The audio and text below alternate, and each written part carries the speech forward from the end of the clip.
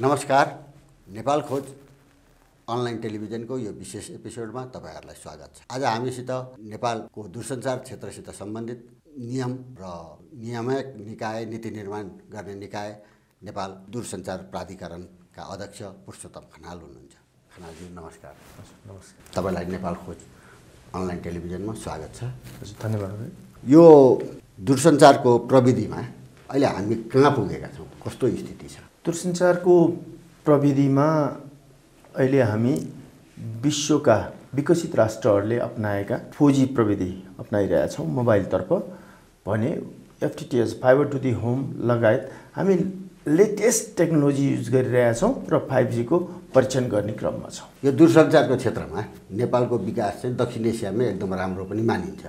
त्यो तर पनि अहिले जुन उपलब्धिहरू के कस्ता उपलब्धि हासिल भएर हामी त्यो ठाउँमा पुग्यौँ र तर अहिले पछिल्लो चरणमा चाहिँ त्योलाई मिट गर्नलाई हामीको प्रयास पनि कस्तो छ?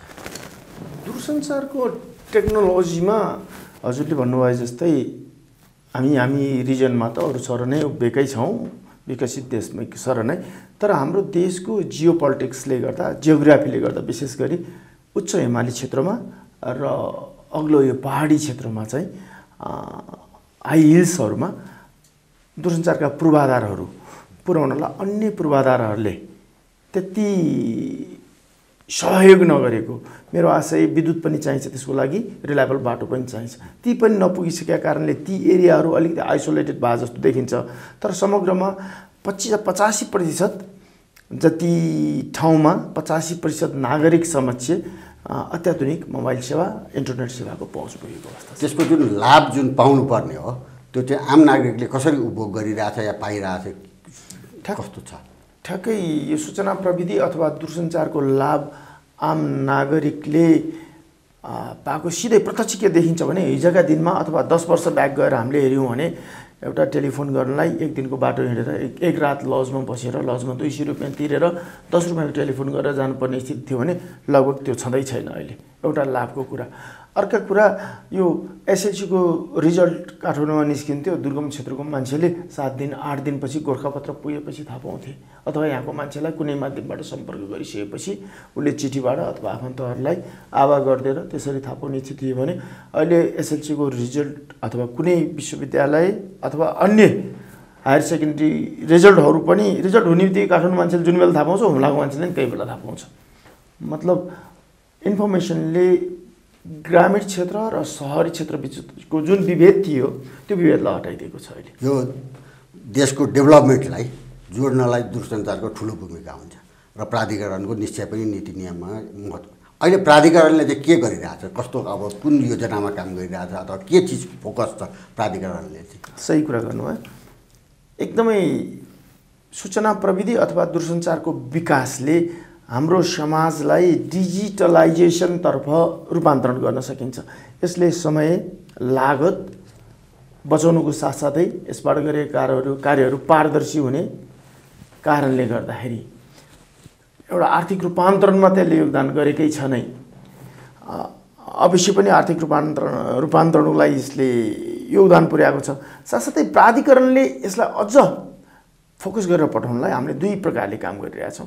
एउटा मध्य पहाडी लोकमार्ग हुँदै यो राज्यका सम्पूर्ण जिल्ला सदरमुकामसम्म चाहिँ अप्टिकल फाइबरको ब्याकबोन पूर्वाधार पुर्याउने।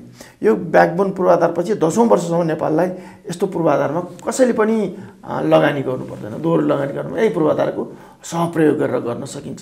Banking sector, financial banking sector भइहाल्यो, अरू आइटी इन्डस्ट्रीहरू भयो, स्कुल भयो, सबैको लागि भने। अर्को चाहिँ हामीले प्यारलली एक्सेस नेटवर्क भने चाहिँ राज्यका सबै स्थानीय निकायहरू, तिनका वडा कार्यालयहरू, सामुदायिक स्वास्थ्य संस्था, हस्पिटल्सहरू जम्मै राज्यका र आधारभूत विद्यालय र सामुदायिक माध्यमिक विद्यालय, यी सबैलाई कनेक्ट गर्ने ब्रडब्यान्ड इन्टरनेटले हामीले यसरी चाहिँ दुई प्रकारले चाहिँ नागरिक समक्ष अत्याधुनिक ब्रडब्यान्ड इन्टरनेट सेवा पुर्याउने हिसाबले काम गरिरहेको छ। जस्तो डिजिटल पेको कुरा छ नि, डिजिटल पे अहिले पनि हामीहरूका त्यति अनुकूल छैन भन्ने छ हैन, विश्वसनीय पनि छैन र त्यो एकदम मासमा त्यति अझै यो लकडाउनले बढाउन त बढायो, तर जुन हिन्दुस्तानमा एकदम हजुरको क्युआर कोडको उसको चलन चाहिँ तलसम्म पुग्यो, त्यस्तोमा हाम्रो अझै पनि विस्तार हुन सकेन, के कारणले होला? नीतिगत केही त्यसमा? यस्तो भयो, यो डिजिटल पूर्वाधारको हिसाबमा पनि अप्टिकल फाइबर अनि कनेक्टिभिटी पूर्वाधारहरू नेपाल दूरसञ्चार प्राधिकरणको कार्यक्षेत्रभित्र आउने भयो। तर डिजिटल फाइनेन्स सेक्टरमा काम गर्ने नियामक निकाय राष्ट्र बैङ्क, नेपाल राष्ट्र बैङ्क। मलाई लाग्छ, मेरो अनुमानमा अब हामीले सोलुसन मात्र दिएर भएन, सोलुसन दिँदा इन्सेन्टिभ दिएर जानु पर्यो नागरिक समक्ष। तिमीले यो युज गर्दा तिमीलाई यो फाइदा हुन्छ र बन्डल गरिदिनु पर्यो। नागरिकलाई डिजिटाइजेसनको लागि बन्डल गरिदिनु पर्यो। तिमी यसमा इनरोल भयो भने तिमीले राज्यबाट दिने सुविधाहरू यो पाउँछौ। र राज्यको पोलिसीले पनि अब म्यानुअल कामहरू जुन छ त्यसलाई अलिकति त्यसलाई चाहिँ प्रायोरिटी नदिने, डिजिटललाई प्रायोरिटी दिने। फर इक्जाम्पल, तपाईँ म्यानुअल्ली एटिएममा गएर क्यास झिक्नुभयो भने तपाईँलाई 13% चार्ज लगाइदिने। एउटा बार राख्नु पर्ला, सबैको स्तर एउटै छैन, 10,000 20,000सम्म फ्री होला, तर त्योभन्दा नि बढी झिक्नु खोज्यो भने एउटा चार्ज। तर डिजिटल ट्रान्जेक्सन गर्दा सकभर चार्ज लेस राज्यले गरिदियो भने त्यसको क्रस कटिङ क्षेत्रबाट राज्यलाई आउने आम्दानी त्यसबाट ल्याए चार्जभन्दा 10औं गुणा बढी आएको हुन्छ। त्यतातिर पोलिसी डाइभर्ट हुने क्रममा छ जस्तो मलाई लाग्छ। दूरसञ्चारको विकाससँगै आर्थिक अपराध अनि अरू यो अपराध जुन पुलिस, त्यसको लागि राष्ट्रिय बैङ्कसित अथवा प्रहरी हाम्रो गृह प्रशासनसित प्राधिकरणको के कस्तो समन्वय छ, अथवा कसरी अगाडि प्राधिकरणले के गर्न सक्छ, के नियामक त्यसलाई चाहिँ गर्दा?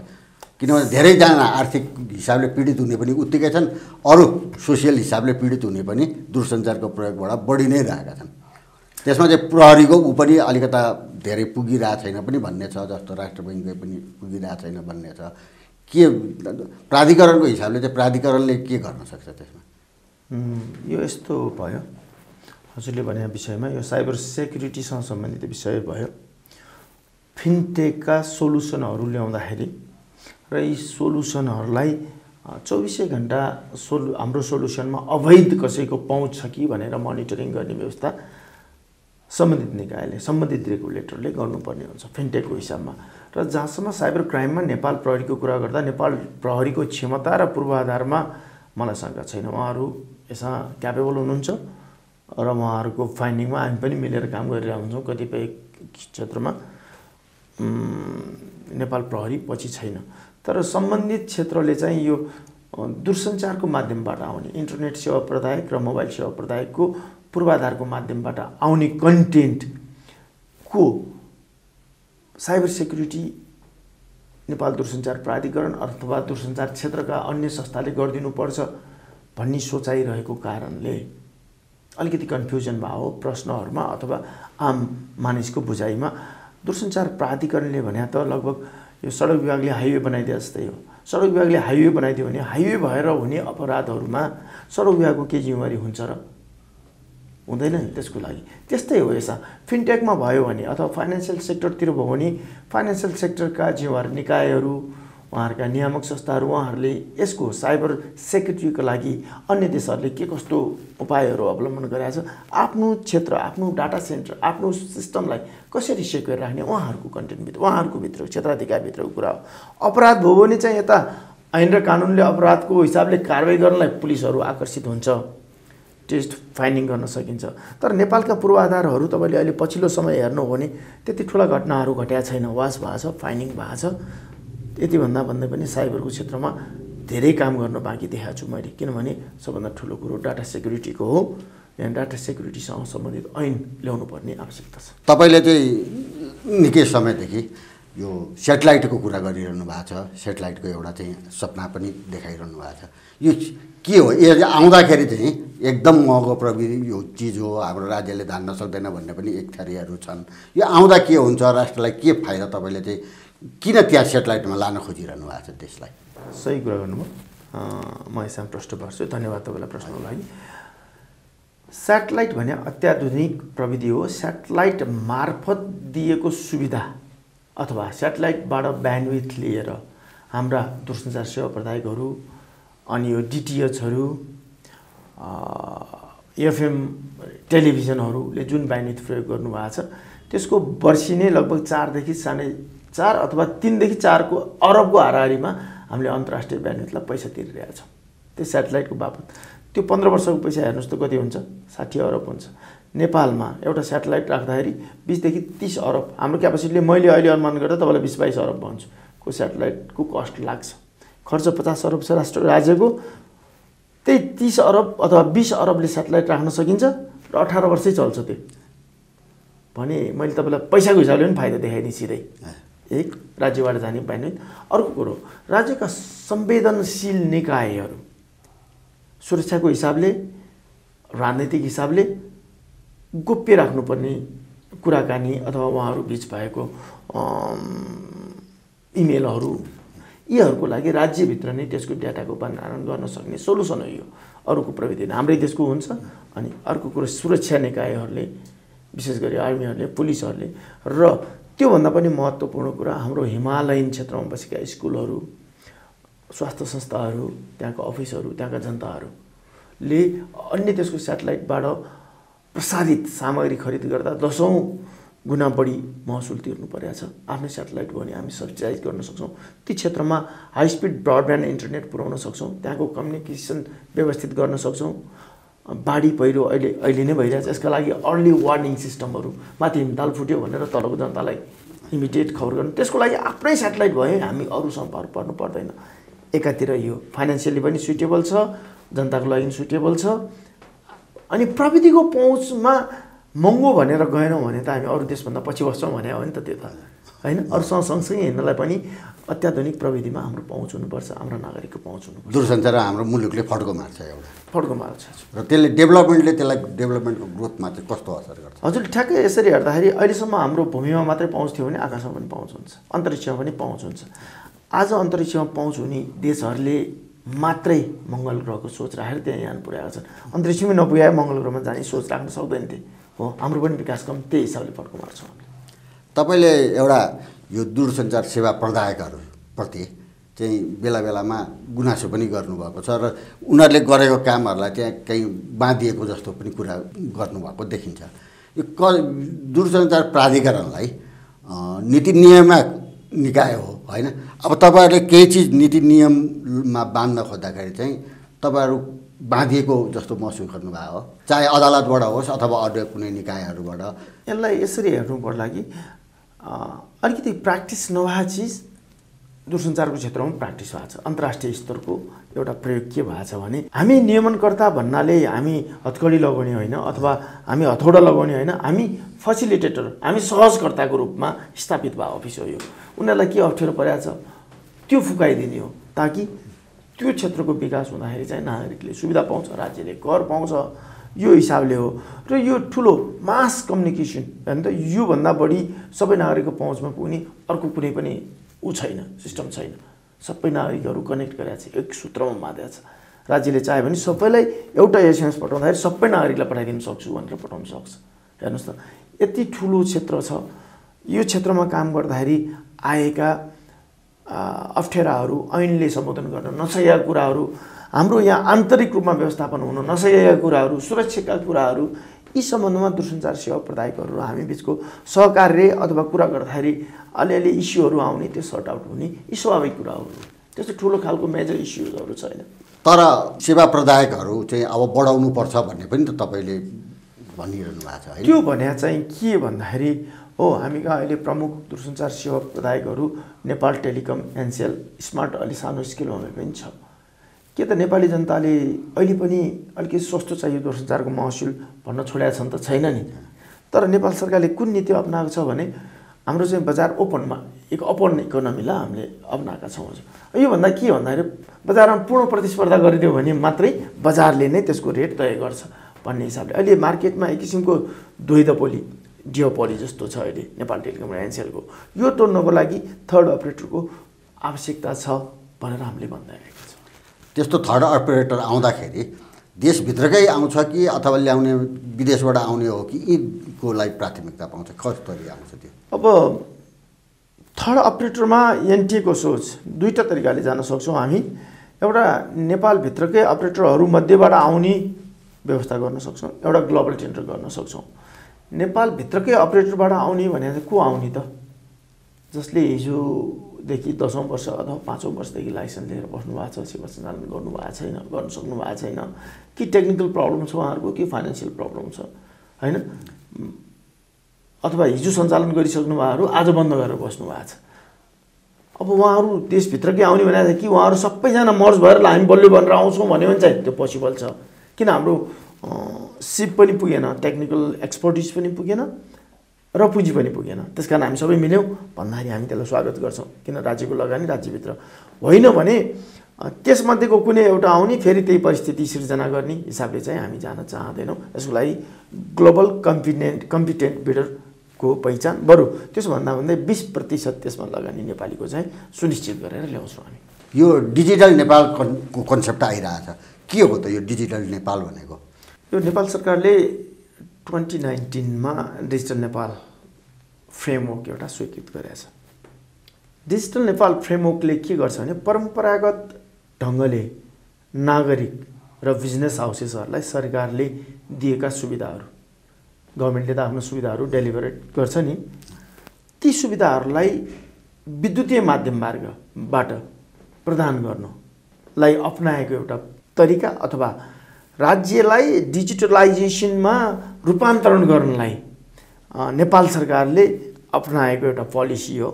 यो पोलिसीले नेपालमा परम्परागत तरिकाले फाइलबाट हुने कामहरू, हातले तोक लाएर हुने कामहरूलाई अब विद्युतीय अभिलेखमा लिपिबद्ध गर्छ र नागरिकले नेपाल सरकारका मल्टिपल निकायमा जानुपर्ने कामहरूलाई एउटै निकायमा एउटै एप्सबाट क्लिक गरेर नागरिकले तीबाट सर्भिस लिन पाउँछन्।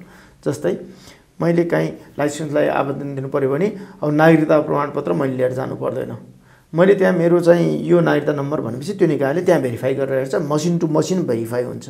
अर्को शब्दमा मैले हजुरलाई भन्दाखेरि हजुरले आफ्नो डट्टाबाट हेरेर चाहिँ यो नक्कल बमोजिम सक्कल बमोजिम नक्कल ठिक छ भनेर लेख्दाखेरि हजुरको आँखाले दिउँसपुरीको स्ट्रेसले गलतलाई पनि सही भनिदिन सक्नुहुन्छ। तर डिजिटल्ली भेरिफाई भने त्यो किसिमको एरर रहित सुविधा नागरिकले पाउँछ। जस्तै अहिले तपाईँले हेर्नुहुन्छ जग्गाका कुराहरू, भूमिका रेकर्ड, मालपोतका रेकर्डहरू, अनि यो अहिले कि प्यान लिनलाई पनि सजिलो छ, मान्छेले प्यानहरू लिने कुराहरू, अथवा नागरिक एप्सको कन्सेप्टले राज्यले दिने सेवाहरू सबै नै डिजिटल प्लेटफर्मबाट, मोबाइलको आइडेन्टिटीबाट दिने हिसाबले राज्यले प्रयास गरेको नवीनतम एउटा प्रविधि अपनाएको अवस्था हो।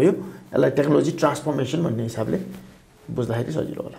यो चाहिँ अब डिजिटलाइजेसनको नेपाल चाहिँ 5 वर्षपछि हेर्दा चाहिँ कस्तोमा पुग्छ त, हामी कहाँ पुग्छौँ? डिजिटलाइजेसनको हिसाबमा 5 वर्षपछि जाँदाखेरि अब हाम्रा बच्चाहरूले घरबाट अनलाइन क्लासहरू इजिली लिन्छन्। आजका भन्दा परिष्कृत रूपमा सबैले लिन्छन्। त्यो भने चाहिँ मैले एजुकेसनल हाम्रो सिस्टमहरू डिजिटलाइजेसन हुनेछन्। त्यहाँ विद्यार्थीले गृह कार्य गरेको, विद्यार्थी कम्प्युटरको अगाडि बढेको, कम्प्युटरले नै मोनिटरिङ गर्छ। अब त्यहाँ टिचर स्ट्यान्ड बाई बसिरहनु पर्दैन, उसले कति बेर कम्प्युटरमा ध्यान दियो, कुन कुराहरू हेऱ्यो भने कम्प्युटरले एनालाइसिस गरेर उसको पर्फर्मेन्स हेरिन्छ र उसको पठन पाठन त्यस विषयमा हुन्छ। मेरो विचारमा 50% जति मान्छेहरूले आफ्नो सबमिसनहरू, सबै रिपोर्टहरू, इन्टरेक्सनहरू त्यस हिसाबले गर्ने अवस्था रहन्छ। र विश्व परिवेशमा नेपाल अहिले जति साँघुरो देखिया छौँ त्योभन्दा धेरै साँघुरो हुन्छ। र 5 वर्षमा नेपालमा सूचना प्रविधिमा सफ्टवेयर जन्य विकासका लागि नेपाल पनि अग्रणी रूपमा आउने मैले देखेको छु। यो सूचना प्रविधि प्रयोगशाला जुन उसले ल्याएको छ प्राधिकरणको 1000वटा चाहिँ विद्यालयहरूमा, यसले चाहिँ के गर्छ यो प्रयोगशालाले? वास्तवमा यो चाहिँ 1000वटा विद्यालयहरू छनौट गरेर प्रत्येक निर्वाचन क्षेत्रमा 4 देखि 6वटा सम्म त्यहाँको स्टुडेन्टहरूको सङ्ख्या, त्यहाँको जनसङ्ख्या हेरेर गरे। खास चाहिँ हाम्रो उद्देश्य चाहिँ स्कुलबाटै हाम्रा नागरिकहरू उत्पादन, दक्ष नागरिकहरू उत्पादन स्कुलबाटै हुने हुन्। त्यहाँ चाहिँ उनीहरूले कम्प्युटरजन्य शिक्षाहरू प्रारम्भिकबाट सिक्न पाए, हेर्न पाए भने, अथवा त्यहाँका वरपरका मान्छेले पनि त्यो तालिमहरू लिन पाए भने डिजिटल साक्षर हुने अवसर पाउँछन्। र यो डिजिटल साक्षरको हिसाबमा गाउँ र सहर बिचको जुन विभेद छ त्यो विभेदलाई हटाउनलाई मद्दत गर्छ भन्ने नै हाम्रो बुझाइ हो। यो दूरसञ्चारको क्षेत्रमा नेपालको प्राइभेट सेक्टर चाहिँ कतिको सक्षम छ अथवा त्यसलाई चाहिँ कतिको एडजस्ट गरेर अगाडि बढिरहेछ जस्तो मान्नुहुन्छ? दूरसञ्चारको क्षेत्रमा प्राइभेट सेक्टर धेरै नै सक्षम छ। र तपाईँले एउटै विषयबाट हेरे हुन्छ, राज्यलाई बुझाउने सबभन्दा बढी कर दूरसञ्चार क्षेत्र हो र त्यसमा पनि निजी क्षेत्रको छ। सबभन्दा बढी राज्यलाई बुझाउने सक्षम छन्। किनभने प्राइभेट पुँजी राम्रोसँग परिचालन भएका क्षेत्र भनेको दूरसञ्चार क्षेत्रै हो नेपालमा। विशेष गरी इन्टरनेटमा हाम्रै नेपाली इन्टरनेट सेवा प्रदायकहरूले नै यसको बजार सबै कब्जा गर्नुभएको छ अथवा बजारमा आधिपत्यता छ। लगभग फिक्स ब्रडब्यान्डमा 26% पहुँच पुर्याइसक्नु भएको छ र यसको एक्सपान्सन गर्ने क्रममा हुनुहुन्छ। यता मोबाइलतिर पनि नेपाल टेलिकम राज्यको लगानीमा छ, यद्यपि निजी क्षेत्रको एनसेल पनि छ। यसले चाहिँ एउटा प्रतिस्पर्धाको अवसर सिर्जना गरेका छ, नेपालीहरूलाई प्रविधि चुज गर्नलाई कुन चाहिँ राम्रो छ छनौट गर्ने अवसर चाहिँ प्रदान गरेका छ। यो तर अझै पनि जस्तो प्राइभेट सेक्टरलाई नीतिगत रूपमा चाहिँ त्यति फ्रेन्डली छैन, यो छैन, प्राधिकरणले गरेन भन्ने गुनासाहरू पनि आइरहन्छन् नि। दुईवटा कुरा हो, हाम्रो राज्यले WTO जस्ता अन्तर्राष्ट्रिय द्विपक्षीय बहुपक्षीय सम्झौताहरूमा हस्ताक्षर गरेका छ। त्यो हस्ताक्षरमा विदेशी लगानीकर्ता आउँदा यो सुविधा दिन्छु भनेको छ हैन। त्यो सुविधा अनुसार दिँदाखेरि अब त्यो आम नागरिकहरूले त पस्दैन, अथवा आम नागरिकलाई नपस्ने होइन कि जसले यी कुराहरू गर्नुभएको छ उहाँले कुराको जानकारी राख्नु भएको छैन, त्यो उसलाई सुविधा दिएन भने ऊ अन्तर्राष्ट्रिय मध्यस्थ अदालतमा जान सक्छ। नेपालले त्यो बेलामा ठुलो मूल्य चुकाउनु पर्ने हुन्छ। त्यसकारण उनीहरूलाई कमिट गरे अनुसारको सेवा सुविधा दिँदाखेरि हामी आज दूरसञ्चारको क्षेत्रमा यो अवस्थामा त आजको दिनमा आएका होइन नि, ठुलो सङ्घर्षले ठुलो लगानीले आएका हो नि। आजको अवस्थालाई हेरेर मात्र जजमेन्ट गरेका कारणले त्यस्तो भयो हो।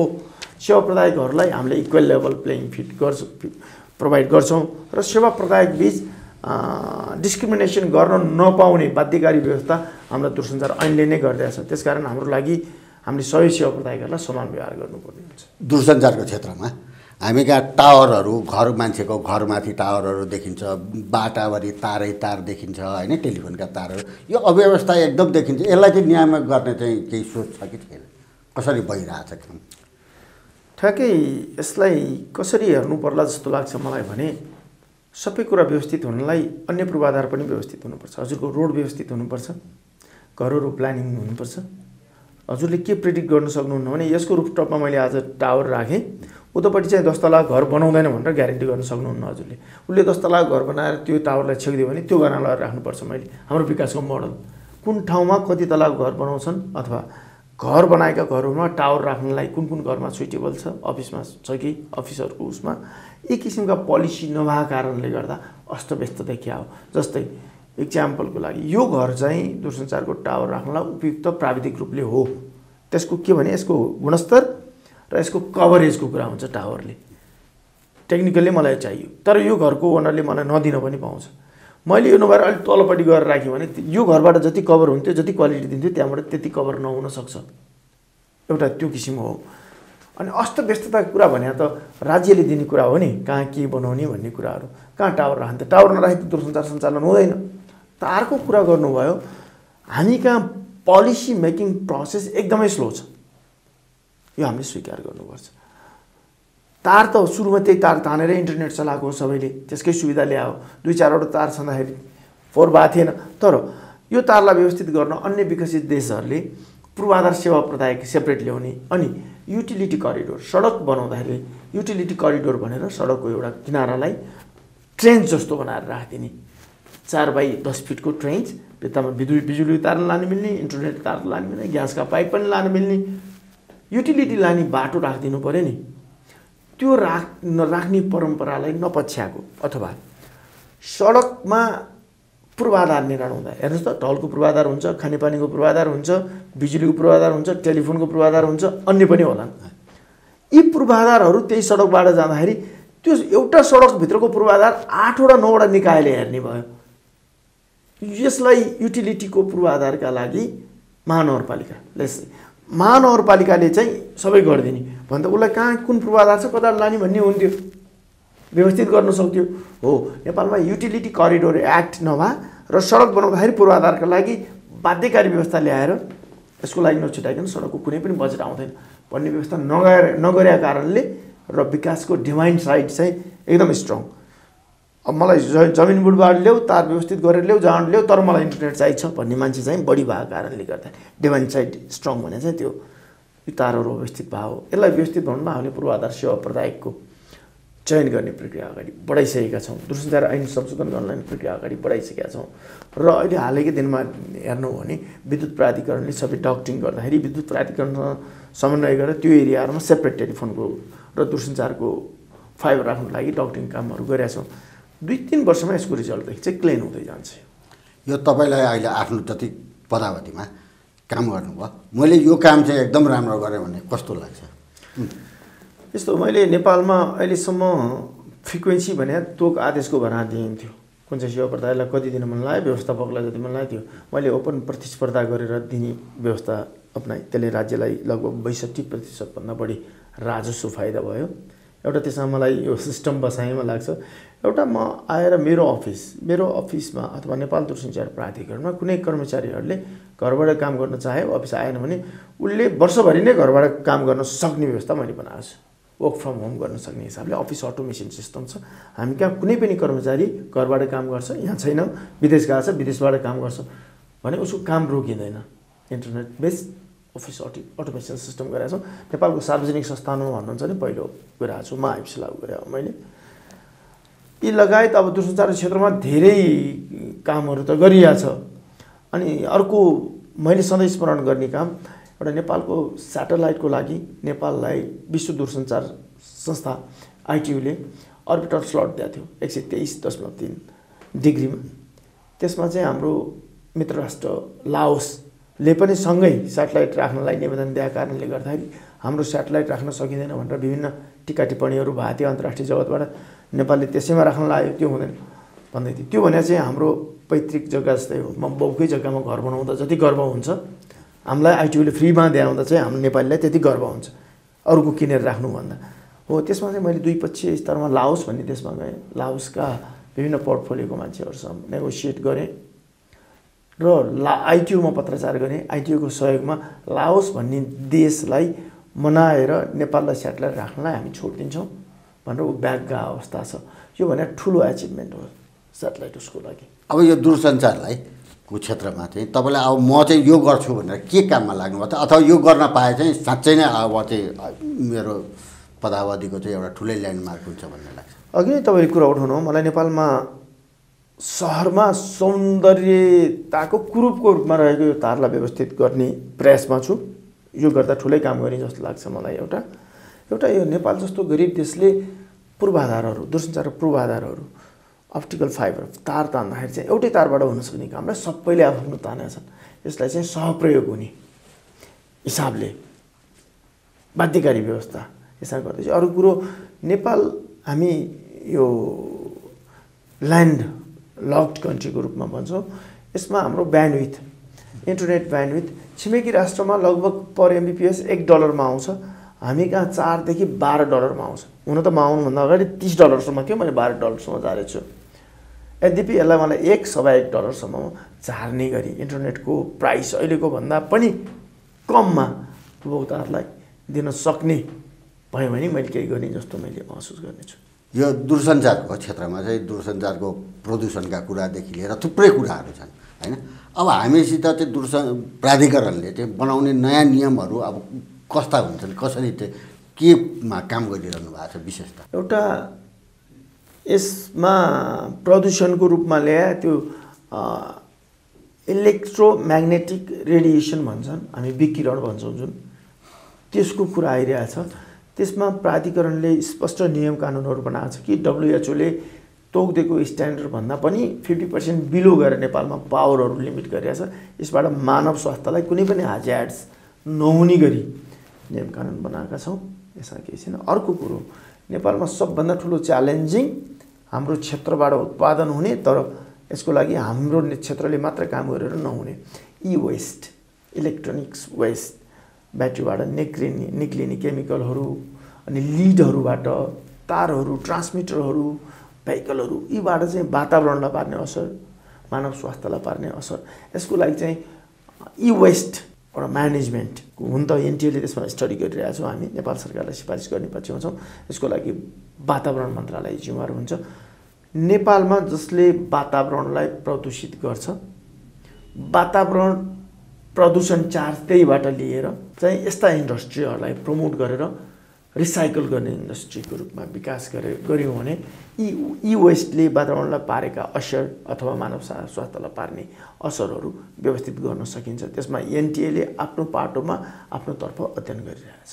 अघि हाम्रो कुरा भयो नि नयाँ यो दूरसञ्चारमा नयाँ कम्पनीहरू भित्रिने कुरा, यो कहिलेसम्म सम्भव होला त?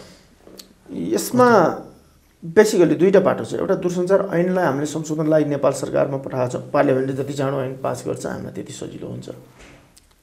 अर्को दुईटा कुरा, अब सेवा सञ्चालन नगरेर बसिरहेका लाइसेन्स मात्र ओटेर बसेका सेवा प्रदायकहरूलाई उहाँहरूलाई एउटा मौका दिने हिसाबले हामी लागिरहेछौँ। होइन भने उहाँहरू नचलाउनुहुन्छ र सरकारको राजस्व पनि नतिर्किन बस्नुहुन्छ लामो समयदेखि भने उहाँहरूलाई दिएको रिसोर्स चाहिँ फिर्ता दिन्छौँ। त्यो भने फ्रिक्वेन्सी फिर्ता लिन्छौँ। त्यसपछि तत्काल अर्को सेवा प्रदायक चयन गर्ने अवस्थामा पुग्छौँ। अथवा नेपालका उपभोक्ताले कुनै पनि बाहनामा प्रतिस्पर्धाबाट वञ्चित हुन नपर्ने स्थिति सिर्जना हामी आगामी आर्थिक वर्षभित्र गर्नेछौँ। हस् त, धन्यवाद पुरुषोत्तम खनालज्यू। हामीहरूलाई नेपाल खोज अनलाइनलाई समय दिनुभयो र आफ्नो अमूल्य कुराहरू हाम्रो जिज्ञासाहरू मेट्ने प्रयास गर्नुभयो, त्यसको लागि हार्दिक धन्यवाद। मेरो पनि तपाईँहरूलाई हार्दिक धन्यवाद छ। विशेष गरी मेरा क्षेत्रमा भएका अथवा मेरो जिम्मेवारीका क्षेत्रभित्र भएका कुराहरू, दुई शब्दहरू मैले तपाईँको मिडिया मार्फत आम नागरिकहरू समक्ष पुर्याउने मौका पाएँ। यो मौका उपलब्ध गराइदिनु भएमा धेरै धेरै धन्यवाद छ। धन्यवाद।